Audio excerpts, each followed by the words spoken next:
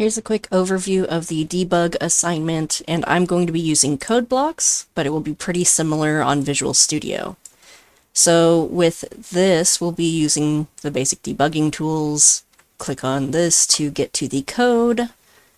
And so I am just going to go ahead and create a new project and then just copy paste the code. You could download it like this, or you could go in here and download each individual file. But really, you can also just like copy paste it. So, new project, empty. This is the zombie game, and we'll have main.cpp, or I guess it's game.cpp, but it doesn't really matter what I name this. We have zombiegame.h and zombiegame.cpp. So also you can click on this to copy the contents of the file. That's the wrong file. Copy this here. And so then we are good to go. With code blocks, we need to make sure to hit this button to do debugging instead of these buttons. This is just run, not in debug mode. Oops. Let me move some of these up because I really don't need these taking up so much space. And we'll step through this. So running the game just on its own, it'll ask for a name, and then you can choose to scavenge here, and it'll randomly choose, basically what happens. You can travel elsewhere, and then scavenge there, and so on and so forth. So first breakpoint, we're going to set it in the setup function. So if we scroll up here, or if you're having trouble finding a function, you can go here and go right-click, implementation, and here it is. We're going to set a breakpoint on this line. In Visual Studio, I think you click over on the left of the number line, but on code blocks, it's on the right of the number line. Sorry, I'm getting a text from my sister, so let me just turn that to mute. Okay, so we set the breakpoint, and we're going to start the program. So in this case, we can click on this, or I can go here to debug and do start/continue. It'll start by asking for my name because we're not at the this part yet. It's up here in the code. So I'll just enter something random. Then once it hits the breakpoint, the program execution will pause. So it's not displaying the next thing because it's sitting here waiting for us to either step to the next thing or just continue execution. Now I already have my debug windows set up, but if you don't have these set up, you can go to debug, debugging windows, and we'll need the call stack and the watches. You could also open up, where'd it go? You could also open up the breakpoint viewer, but I don't know where it went, and it also moved this down, so I don't know. But in Visual Studio and in here, usually you'd be able to see the breakpoints in like a list, but I have no idea. Maybe it's on my second monitor. Yeah, it's on my second monitor. So as we create breakpoints, we'd be able to kind of track them like that. So that could be useful. We don't really need it right now. But basically we are paused here, and we can step through the program as it runs. So in this case, we're going to track these variables: day, food, max health, health, location, and done. I can just kind of double click those to highlight them and copy paste, or I could type them in. And we'll notice that, I know it's a little bit hard to read on this gray background, but all of these initialize to garbage. Because in C++, with our basic data types like integers, floats, and such, when they're first created, and if we do not initialize them, they will contain garbage, just some data in memory that was left over. And we haven't finished this line of execution yet, or any of these, so these have not been initialized yet. So basically, once I step to the next line, this line will have been executed, and then we'll be waiting on that line, and so on. So up here, there's the shortcut keys. This one is next line, There's step into if you saw a function call and wanted to go into that function. There's step out if you're inside a function and wanted to step out. If I did this right now, it would go from setup to the run function, run called setup, but we are currently paused here.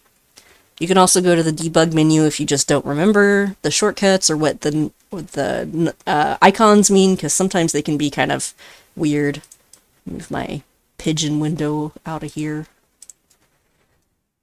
So yeah, we'll do next line. You could do step into, it's just going to go to the next line if it's not a function. So food, we can see these values changing over here. And done is going to be, well, it's false already. So just taking note of these, I would just do it on paper. You're not going to turn in what you find, but I just want you to see how you can step through the code. So we used step over. With our breakpoints, we're going to also set one in menu scavenge. We can also like collapse these if we don't need these right now, but here's menu scavenge and just at the start right here. Now the program is still not running, but if I click on the start/continue button, debug/continue button, it will continue going up until it hits this breakpoint. So I'm going to go ahead and do that. And now the program's running. It's not paused because we haven't entered the scavenge menu, but we'll go ahead and do that. Now we'll see this isn't doing anything. And over here we have, it's starting the scavenge thing. And if I hit step next line, we'll see that text pop up. So now we're going to look at basically this random number. This should give us something between 0 and 5. And I want you to keep track of which one it generates, and then basically which of these if statements it enters, what the mod value becomes, and then how any of the other variables here get updated. So we're going to do this twice. I'll keep hitting next line. Random chance is 4, so it's going to skip over each of these if statements because none of these. And then once we hit 4, it goes inside and says you don't find anything. Now I'm going to hit play or continue again. In Visual Studio, you would just again hit the continue button, but it's a green play button. Here, we're done. And once I hit scavenge again, we'll hit that breakpoint. So we're going to hit this again. Random chance is 4. Well, let's do this until we don't get 4 again. Random chance is 3. And come down here, we have mod is 4. We get ambushed. They take some supplies, so food is going to be subtracted from. It's -1. Then I don't remember if there's anything to fix that to not be negative. Maybe. We could go into end of day. This is not part of the assignment, but we could go into this. And yeah, it brings that value back up. If you have negative food, it's going to set that to a different amount. Here's our food.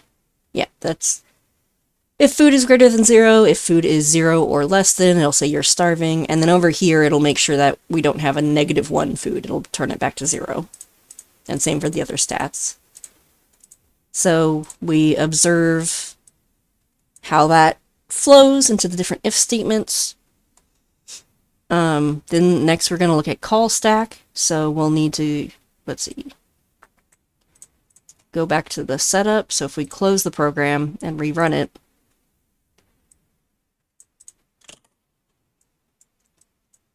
again in setup, our call stack has this at the top. This is the current function that's running. Run called setup. So it's the next one in line. This is the next oldest. And then main called run.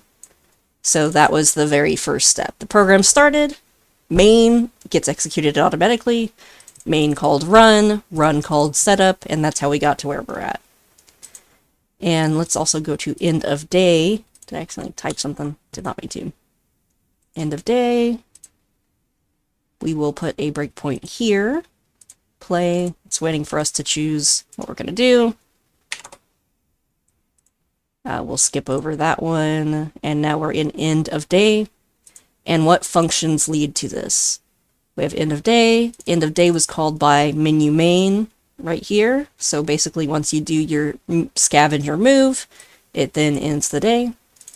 Menu main was called by run. Run was called by main. We can also look at display stats. Put a breakpoint there, run. Hit enter. Over here, display stats was called by menu main, because every time we start a new day, we display the stats over again. That was called by run, that was called by main. So this program is not very complicated, but we can view these basic debug tools here. So since we're here anyway, let's also look at how we can kind of navigate the IDE to find things easier. So something I use a lot is the split screen. You just click and drag a tab and move it over here until it gives a highlight. And from there, we can kind of reference the class as we do this. And I can resize the text independently in code blocks. In Visual Studio, you click and drag the tab, but then this middle thing pops up, and you have to highlight the middle thing if you want side by side or up and down, and so on. I could also move one of these to the lower and just have them stacked like this. I think Visual Studio only lets you do side by side or up and down and not let you intermix these. I could also do sub-windows like this. So that's something I use a lot. Then with these functions like we just saw, we can go to the definition. In code blocks, it calls it a implementation. Definition is where the function body is. So if I can't find a function really fast, right click, go to definition or go to implementation. Or for instance, if I wanted to see where this is declared, I can right click on that and go to declaration, and it'll come over here to the H file and show me where it was declared. Or I could also use find references of in the project files. And down here, it'll show me, okay, this function is being called, well, here's the function implementation, here's one place it's being called, here's another place it's being called, and here's where it's being declared. Okay, another thing I tend to use sometimes is if you, let's say you just had this as the main code, but then you decided to add the if statements. So we added the if statement, we're going to move this in. I'm just going to click and drag this in here, and you could do that easily. I leave a little space on this side. I don't have this in the documentation, but I do a click and drag. That just moves the code. And then I want this to be indented correctly. So I highlight it and I just hit tab, it'll tab it forward. I could hit shift tab and it will tab it backwards, and so on. If I wanted to comment it out, like maybe something wasn't working right, I can hold Control-Shift-C in code blocks. In Visual Studio, it'd be like Control-K, and then you hit the C button afterwards, like Control-K-C. And then, I don't know if you can hear my keyboard, but Control-K-U to uncomment. But here, I just use Control-Shift-X. Or, let's say we have the wrong formatting, I can also right-click and format use A style. Well, it took me all the way up there. Okay, but then this is properly styled. Or let's say nothing was indented correctly. Then we can format use A style and it will fix that up for us. In Visual Studio, there is a edit button, go advanced, format document. So if we open this image, we can zoom that in a little better. Edit, advanced, format. So just to make sure your indentation is correct. And then comment, uncomment. So if you have like inconsistent indentation in your programs, I'm going to count off points for that. It needs to be clean and readable. You should use vertical white space as applicable to kind of separate out areas. So it should be easy to read. Like, this is less easy to read if I just have everything like this. That's gross. Now the auto format I don't think is going to do any of that separating, but it will just fix your indentation. Alright, we'll do testing here in a different video, so here's just the debug one.